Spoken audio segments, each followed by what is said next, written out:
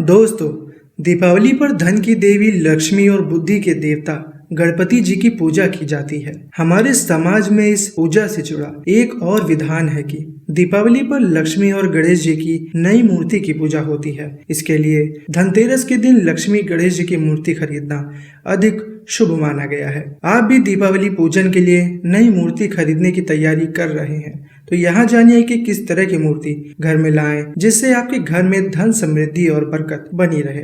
गणपति जी की मूर्ति खरीदते समय इन बातों का ध्यान रखें। शास्त्रों के अनुसार गणेश जी की मूर्ति में जनेऊ, रंग, सूंड, वाहन, अस्त्र शस्त्र, हाथों की संख्या और आकृति जैसी खास बातों को ध्यान रखना चाहिए। इन बातों को ध्यान में रखकर मूर्ति खरीद रहे हैं तो घर में धन का लाभ होता है। बैठे हुए गणेश जी की मूर्ति लेना शुभ होता है।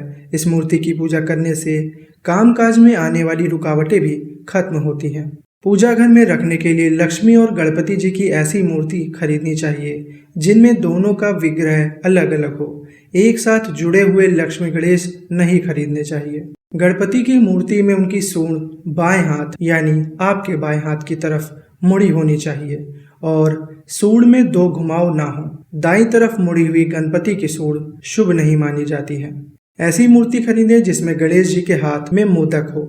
ऐसी मूर्ति सुख और समृद्धि का प्रतीक मानी जाती है। मूर्ति में गणपति भले ही कमल पर विराजित हो, लेकिन उसमें उनके वाहन मूषक की उपस्थिति जरूर होनी चाहिए।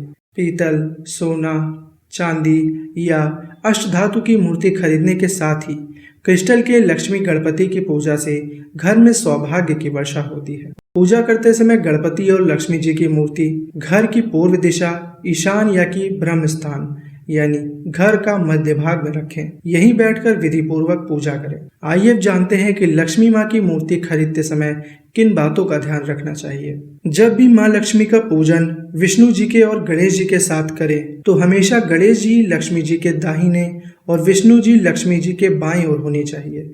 सही तरीके से पूजन करने से माँ लक्ष्मी की कृपा प्राप्त होती है।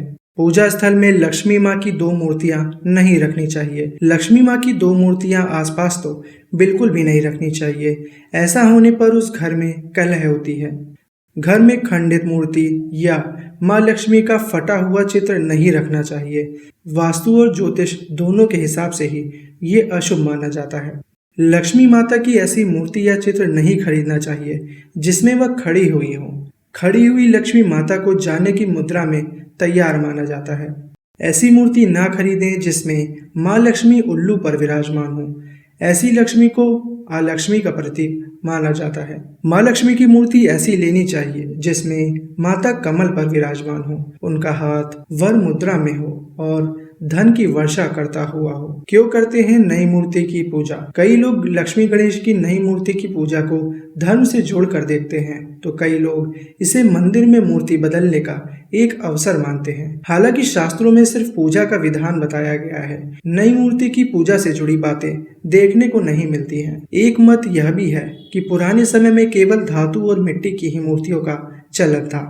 धातु की मूर्ति की उपलब्धता सीमित थी, इसीलिए ज्यादातर लोग मिट्टी की मूर्ति की ही पूजा करते थे जो खंडित और बदरंग हो जाती थी। इसलिए इस दिन नई मूर्ति लाते थे। सामाजिक स्तर पर कुम्हारों की आर्थिक मदद को ध्यान में रखते हुए दिवाली पर नई मूर्ति की पूजा की शुरुआत की गई होगी। इस दिन मिट्टी की पुरानी मूर्ति को बहते हुए जल में प्रवाहित कर देना चाहिए या मिट्टी में गाड़ देना चाहिए। नई मूर्ति एक आध्यात्मिक विचार का भी संचार देती है जो गीता में श्री कृष्ण ने दिया है। नई मूर्ति लाने से घर में नई ऊर्जा का संचार होता है। यह आत्मा के द्वारा पुराना शरीर छोड़कर नया शरीर धारण कर नई ऊर्जा से ओतप्रोत होने के नियम को बताता है। तो दोस्तों, लक्ष्मी गणेश जी की मूर्ति को खरीदते समय आप भी इन सभी बातों का ध्यान अवश्य रखें। आज की इस वीडियो में इतना ही।